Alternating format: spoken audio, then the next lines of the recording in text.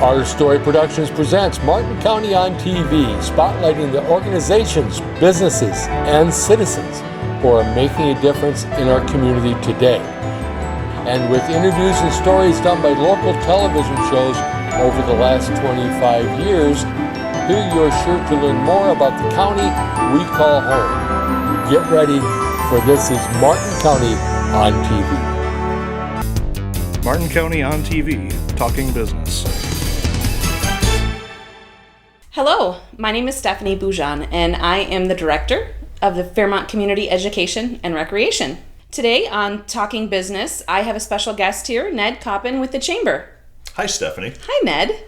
Good to see you. Good to see you also. The Chamber's been busy. Well, we're always busy. Of course. There's always lots of things going on, and sometimes there's a few things going on at the same time. We're about halfway through our year, and it feels like we've accomplished a lot, and we've got a lot coming up over the course of the rest of the year. You know, earlier this year, we had our annual banquet, and it was the best attended annual banquet that we've had since I've been with the Chamber. Well, it's almost been 4 years now. The annual banquet is a chance to kind of celebrate our membership and celebrate our businesses, and we do that with our Business of the Year awards. We award 4 different categories, and that's always a lot of fun. So that's a great evening. Yeah. You came this year, didn't you? I did. It was a fantastic time. Ventriloquist and Mardi Gras theme this year, and it was good. You know, a few other things that we've had going on. Every other year we have our leadership program, and on June 1st we wrapped that up this year. We had our graduation day. We graduated 17 individuals from Martin County businesses. We just had a great cohort this year, and it's always a lot of fun. And again, you helped with that. You were one of our day leaders. It's just it's a great chance for people in our community, if they're new, if they're young, to get a deep dive into our community. And so it was really successful again this year, and really can't wait to do it again in about a year and a half. That's always a great program. I love that one. It's such a breath of fresh air to see those new leaders come in and go through that program and experience our community, whether they've lived here all their life or whether they're new to our community. It seems like they take away at least a couple of things. I agree. And one thing that we did different from the last couple of years is on graduation day, we actually had everybody give a short presentation on what did I learn or what did I take away from leadership, and how they're going to carry it forward. And that's always really interesting, because from start to finish, you know, you kind of see that gel and kind of take shape in each of those individuals. So that was a lot of fun, and some great presentations from the participants, and looking forward to watching them carry it forward. You had some changes to another project that has been an event that has been ongoing for quite a while, and that's Area Career Exploration. That's right. You know, and it is a long-standing program of the Chamber and a lot of other partners. You know, we have partners like FEDA and Minnesota Valley Action Council and Fairmont Schools, and CER has been a partner, and Career Force, and you know, we all come together to bring in sometimes upwards of 700 sophomore students from our region, from 13 or 14 different high schools, to come in and get a taste of what kind of employers and what kind of careers we have to offer in Martin County. So it's important because we were able to bring 100 employers in, you know, close to 100. Yeah. And they share career opportunities that we have here. And the hope is that as kids graduate from high school, they find those careers, or as they go off to school and hopefully come back to our community, again, they find those careers, and they just know that they exist and that they're here. So we hadn't had it in person for a couple of years. Yeah. And it was great to be back in person, and you know, it just like we never took that time off. So you talked about something new, and you're referring to our Area Career Exploration website. Yeah, exciting. So we were able to develop a website because we weren't in person for a couple of years, and it kind of mimics the in-person one-day event. However, it's going to be available to anyone 365 days a year We hope that all of our high school students can use that. People new to our community, people who are just looking at our community from the outside can take a look and learn about our employment opportunities, our employers, the careers available. Hopefully it'll be a great tool going forward. We're really excited about it. Excellent. It's a great addition to that event, and a great tool for businesses to use for recruitment. And we'll keep building on it. So now we've got about 30 businesses that have information about their careers, that have a video that highlights their business. And we intend to continue to add. So, anybody that wants to be a part of it that isn't already can just get in touch with the chamber or one of our partners, and we'll figure out how to get you included and get that business included on the website. Another new program in terms of businesses as we lead down that direction is succession planning. Again, the chamber was one partner. We had some local partners, CER and FIDA, and we had some regional partners that worked on bringing a succession planning program to our community. We started with a couple of kickoff events where we talked about the importance of it, and we talked about some of the elements of how do you go about planning for the succession of your business. Right.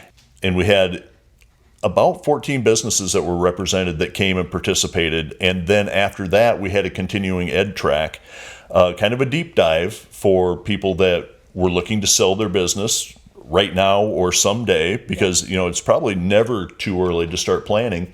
We also had a track for people who are interested in buying a business. So we had an educator from Small Business Development Center who came and did the majority of the instruction of those classes, and I think that the people that attended got a lot out of it. Yeah, I heard great things. I think it was a good success. At least got some people thinking about next steps, next stages, process. We were happy with it, and evidently we did okay because the University of Minnesota Extension group wanted to hear more about it. And within the last couple of weeks, we kind of shared the template of our program and what we did, and talked about what worked and other things. And they would like to create a case study so that other communities could copy what we did. So I think we got some stuff right. Talking about businesses and succession and new buyers, and one of the things that the chamber does is ambassador and ribbon cuttings. We do, and we do that year round. We have a group of ambassadors from our chamber member businesses, and we meet once a month, every third Wednesday, and we go out and we do upwards of 3 ribbon cuttings a month, and that could be for a new business, a new building, a new manager, a remodel, something exciting, kind of a feel-good, whatever the feel-good story is. Right. And we go out and we cut a ribbon, and we spread some goodwill, and it works both ways. The businesses that we go to get to meet some of our ambassadors from other businesses, and our ambassadors get to meet those people at those businesses that we visit as well. So that's kind of a nice deal, and it's a lot of fun. It is a lot of fun. I've participated in a handful of them, quite a few of them over the years, and in some cases I'm entering businesses that in my regular everyday life I wouldn't enter into, and who knows what I need to pull back from at some point in terms of a tidbit of knowledge, and have reflected on that 6-8 months later, and oh yeah, I know that person. We did a ribbon cutting there, and I remember this business, or I remember that person, or yeah, that's always important, especially in a community our size, I think. Social capital, who you know, and relationships, and just having the ability to reach out. Like you said, maybe it's tomorrow or maybe it's a year later.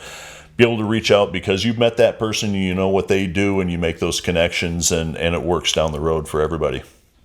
So we're kind of at that halfway point in the year. We are. What do we have happening on the back half? So we're in the middle of summer, and at the beginning of summer we have our chamber golf outing, which we had at the first part of June. Is very, very successful. We had 22 foursomes involved, and ironically 22 sponsors as well that helped us make that event really successful. Coming down the road here in a little while, we'll have our Porkmasters golf outing.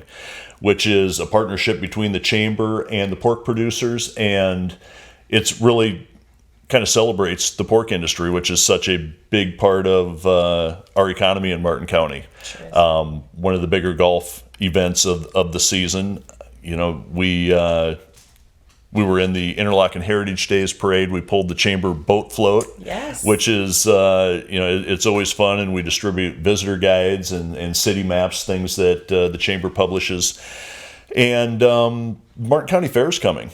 So later on in the summer, the chamber will be there. We'll have a booth with some other nonprofits, and our signature part of the Martin County Fair is the Blue Ribbon Pork Cook-Off, which we'll be there again. That's always Wednesday evening of the fair, and this will be the 24th time that we've done it. It's pretty amazing, and always a fan favorite. And we sell 400 tickets, and it's never a problem getting rid of. And then there's always people that want to come, and we're sold out. So right. Yeah, we're looking forward to that. Excellent. Some scholarships that are coming through. So tell us where those dollars from Blue Ribbon Pork Cook-Off that's go really towards. that is kind of where it starts. We have revenue that comes in from that event. We have sponsors that help make that event possible, and all of those proceeds go. And I should back up and say there is some revenue that we realize from the Pork Masters Golf outing too, and that whole pot of money contributes to three different scholarships that we give out. We give out 2 agribusiness scholarships each year, and they're big scholarships. They're 2 $4,200 scholarships to 2 area seniors intending to go on to college and study an ag-related field. Every year we've done that, and it's a big deal. We had 2 really qualified winners this year that we awarded in May both from Martin County West, Lauren Borkart and Tanner Sin. Really, really smart kids. And then a little bit later this summer, we'll give away our Ambassador Scholarship, which is a $1,000 scholarship to a student going into their junior or senior year of college who's studying business. So, a lot of the events that we do, it helps the business community. There's engagement, but we're hoping to do some good and pass along some of that revenue so that we continue to grow as well, and our young students going off to school and hopefully coming back someday is a way to do that. So this fall, it's an election year. It is. So the chamber is involved in some of those pieces during election years. Is that correct? It is correct, and so not every fall, but every fall that we have an election year, we have our government forums. And they take place in the city council chambers, and we invite our local, state, and federal candidates for office that are running for election to come in, and we ask questions that we've gathered from the community, and they're able to give their response, and it just educates the public as a whole as to what those candidates stand for, what their thoughts are, and how they want to lead our community. So I think that's a valuable thing. Then as we head into fall, once we're done with summer, we kind of kick into a lot of the traditional things that we do every year, and a lot of that is networking. And so we'll start to kick off our Bureau 14 networking group, our agribusiness group, our young professionals actually meets year round, but that will carry on as well. A little bit later in the fall, we will also we do a new teachers banquet. And that's something we kind of partner with the schools in our area, and we welcome all the new teachers that are in our area, starting our area schools, and just a chance to welcome them to the community and let them know how important they are to us. That's a great event and a great welcome from the chamber. I know that those new teachers appreciate that. In wrapping up, lots going on at the chamber. Really an education focus, a business promotion, advocacy, support focus, networking, engagement. We're a member organization, so we're always looking for new members. If somebody has an interest in one or some or all of the things that we talked about in this program and they'd like to learn more, we're always available to talk about those things, talk about the work that we do for the business community, talk about how we might impact and help a business that wants to become a new member. Love it. Well, Ned, always a pleasure to sit down and chat.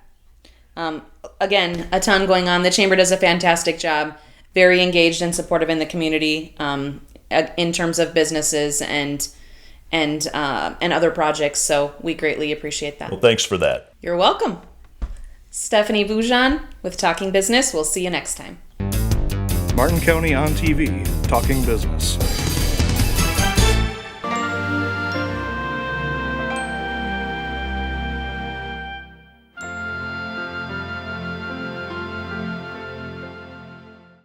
Hello and welcome. I'm Lenny Tvedten, and each month we're going to visit with some Martin County veterans in a series called Their Sacrifices, Our Freedom.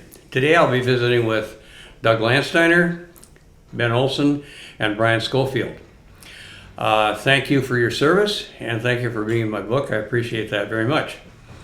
To begin with, could I ask each of you to just tell a little bit about yourself, what you're doing now, and we'll start with Doug. Yeah. So I was born in Fairmont and went to high school here, graduated in 1972. I'm currently the Martin County Veteran Service Officer. Married, I have 2 children, and still working. Okay, good. Ben. Ben Olson. I'm from Fairmont, Minnesota, born and raised. I graduated in 2012. I am single and am currently working for Northern Border Pipeline in Trimont, Minnesota. Okay, good. Thank you. Brian. I'm Brian Schofield. I was born and raised in Martin County here, born in the old Fairmont Hospital and raised on the family farm between Truman and Winnebago. Attended the Truman Public School from K through 12 and graduated in 1974. Currently, I retired for 2 years and currently drugged myself out of retirement and now working as a courier for a local dental office. Oh, well, good. Well, thank you. All right. Now I'd like to ask you a little bit about your time in the military, the branch of the military you served in, where you served, when you served, what your duties were. And let's go ahead and start with Brian this time. Well, I joined the Minnesota Air National Guard in 1991 after the promise from Saddam Hussein that we're going to have the mother of all wars. Well, unfortunately, by the time I got out of basic training, my technical training, the war had ended. And I thought, well, it's just going to be a one-time, one enlistment airman. But the more I got involved in it, the more we were involved in peacekeeping missions, peace mandating missions, and state backup, state active duty, I decided to make it a career, and that's what I was. I stayed in from 1991 through 2016. And as you may notice, I'm probably a little bit older than most. I'll be honest with you, a non-traditional person going in the military. I joined at the age of 33, and most people do it at the age of 18 or younger. So that you hadn't served before then? That was your first time? Nope, that's exactly. And this was Air Force, did you say? The Air National Guard, yeah. Okay. Anyway, served that 25 years of some change. Did Northern Watch, Southern Watch, counter drug missions down in Curacao in the Caribbean Basin.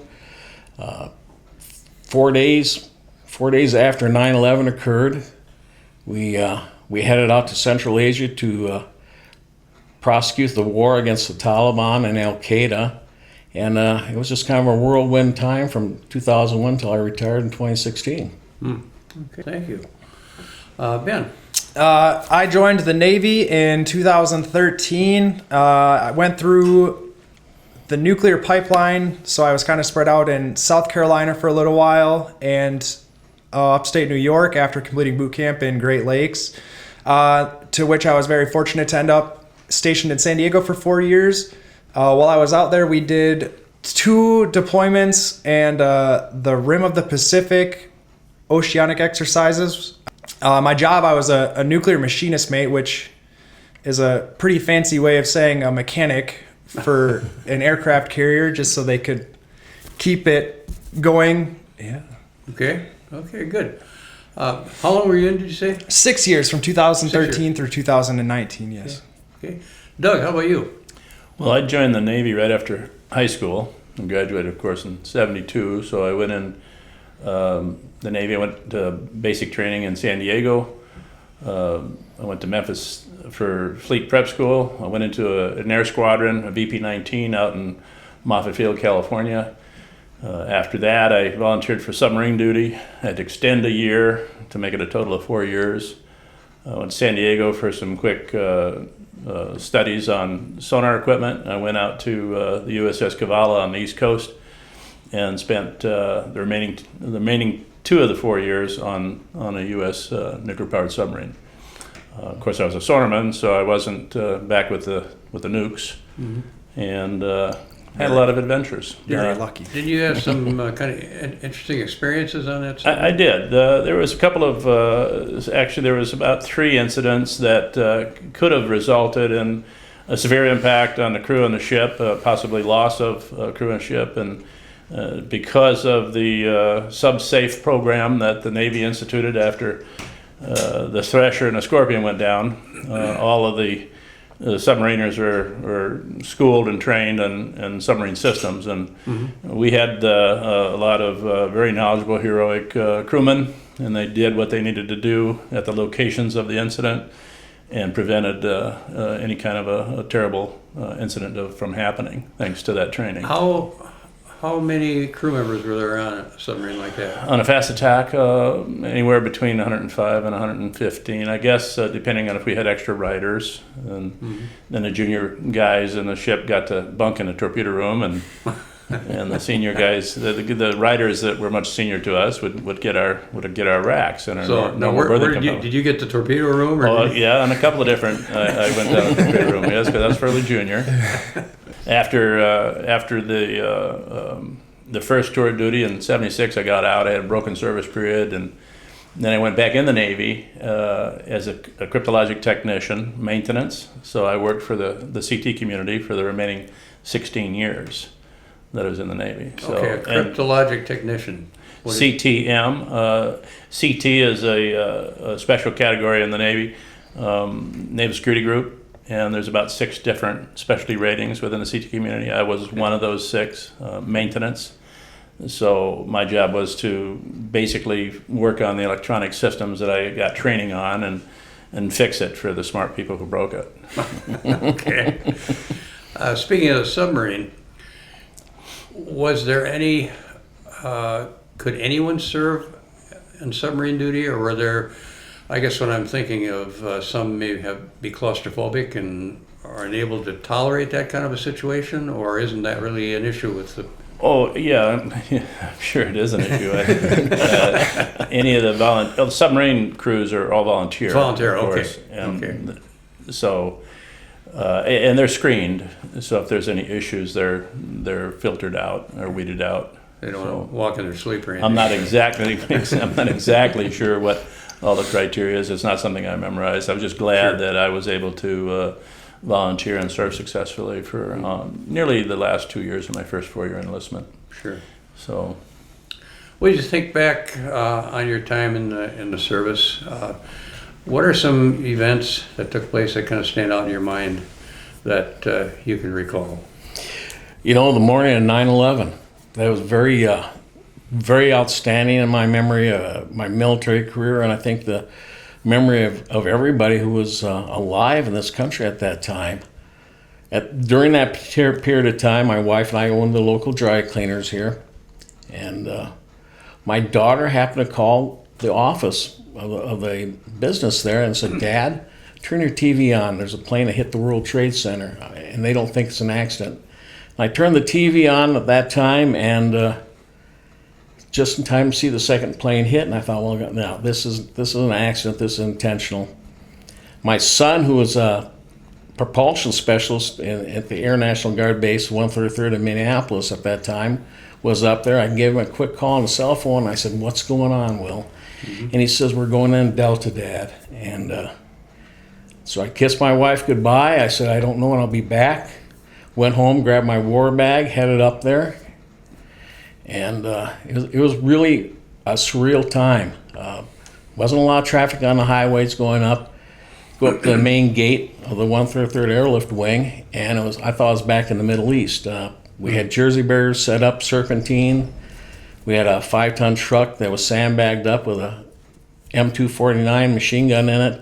Everyone was wearing their full battle rattle. It was incredible. There wasn't any air traffic leaving the airport, departure or incoming. It kind of right there, put everything together that I've been training for and doing for the 10 years prior to that. It was just different. A sad event, obviously, but I think it showed what our country's military's worth is. We all stepped up to the plate. A lot of us left our homes and our businesses behind, and we did what needed to be done. Right. Okay. Ben, how about you? I served in a little different time than Brian. That's not really memories that I have, but I remember like we had some like memorable things are more the people were a big thing, you know, getting to Right. I mean they're friends that I'm going to have for the rest of my life, and I'm sure that Doug and Brian and Lenny can all say to the same. And then the memories just with those people, it's not so much like we got to do the Rim of the Pacific exercise. I mean, that was a neat thing because you've got 20 some countries that are out doing different exercises out in the coast, off the coast of California, out by Hawaii. We got to go and be in port in Hawaii for 3 weeks, and they did a bunch of games and things that they're not very common, and you get to see just a lot of camaraderie between, I mean, my job, we didn't see the sun that often, but when we got a chance to go out during those events and see the formation of the ships working together and how all that stuff kind of meshes together, seeing the planes fly together, and it's just you see how powerful everything really is. I mean, It's kind of like you had to be there. yeah, right. It's hard to put it in. I mean, pictures don't do it justice to be there. I mean, you just like it's ships as far as this you can see, planes flying overhead. I mean, it's just like It's choreographed, isn't it? yeah. I mean, it's just incredible. beautiful, you know, and it's Yeah, it's the kind of thing that, you know, you can talk about it, explain it as best as possible, but yeah. you have to be Until you there. see it. Yeah. But it's just I mean, it was all for fun. I mean, but it was just good practice. You know, it's something that they do I believe it's every 2 years, but just to be a part of it, you know, because we only send one aircraft carrier, and I was fortunate to be on the Carl Vinson when they did it. So that's something. And then just like I said, the people, you know, they're friends I'm going to have. If I ever get married, they'll be in my wedding. I've been in weddings for them. It's just people that. Yeah, that's the thing about being in the service. The people you meet, I mean, they're friends for life. Yeah. It's just the way it is. Yep. Doug, anything that really sticks Memories? out? Yeah. I have a lot of good memories. I was in a long time. Kind of grouped my experience into like 3 categories because I had a 2-year experience with the VP squadron as a ground pounder. I wasn't part of the air crew, and then I had after that 2 years experience on the submarine on the USS Kavala. That was SSN 684, and so that's another group, and I had a lot of good experience with both of those groups. And in the last 16 years, it's kind of divided up into different duty stations. So a lot to draw on. I've got mostly all good memories of my service, and all of the people I worked with, respected them all. I didn't always agree with all of them, but I respected them. I had a lot of valuable lessons. I learned timeliness, and I learned discipline, and I did a lot of growing up while I was in the service. So yeah, there's a lot of good experiences that you can think back on and draw on. It would take forever and a day to go through them. You kind of noticed, Doug, that everyone showed up 15 minutes earlier. You tell them, if you're 15 minutes earlier, you're never late. That's right. Yeah. At least you guys were early anyway. Has your service in the military influenced your life beyond the military? Could you say it's had an influence in any way on you now? Absolutely. Yeah. How so? As evident, we were all 15 minutes early, and that's probably not something we did before. Good work discipline, respect for others, respect for authority. Right. It's something you carry on through the rest of your life. Doug's right. We draw from those experiences. I used to always say you learn just as much from a bad supervisor as you do from a good one, and you put that all together, and that is what forms your life. That's how you you do things in the civilian world, you know. Definitely, learning from the people, it was huge. I mean, we're all from Martin County here, and I mean, you don't see a lot in the Martin County, you know, when you get out and you meet people from California and Texas and New York and Western Kentucky, and like you learn different ways of life, and you see just how people are different, you know. And I mean, it's once you leave Martin County and you go and meet people that are not from here, you know, you pick up on traits from people that grew up a little bit differently than you do. And like everyone has said, I mean, you'll have good leaders, you'll have bad leaders. You learn the good from the good, and you learn what not to do from the bad. And all of that stuff has definitely, I mean, developed all of us into the people that we are today. Yeah, I would agree with that 100%. Another thing that I've noticed when I was about the time I left home after graduating, I thought I was pretty smart.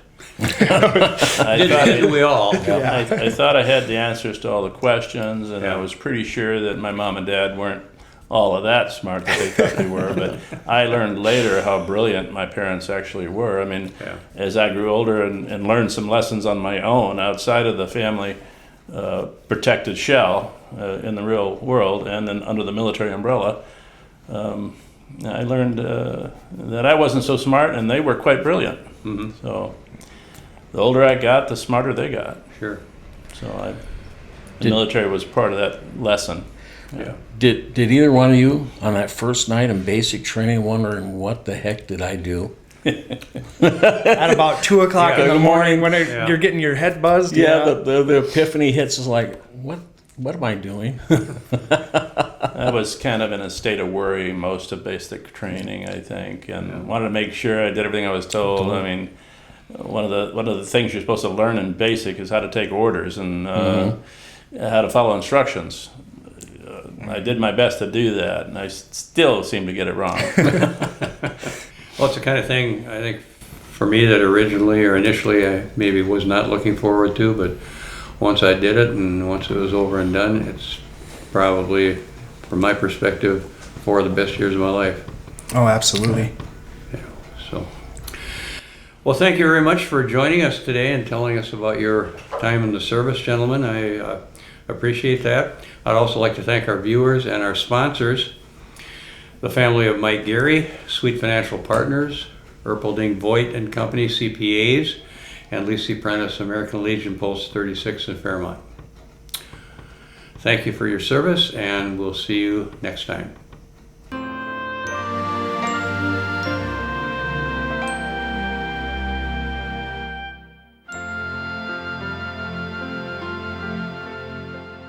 Well, there you have it, another episode of Martin County on TV. We hope you enjoyed this episode, and we welcome you to tune in again. Thank our sponsors for making this happen, and remember, it's not just the past, but the present that tells our story.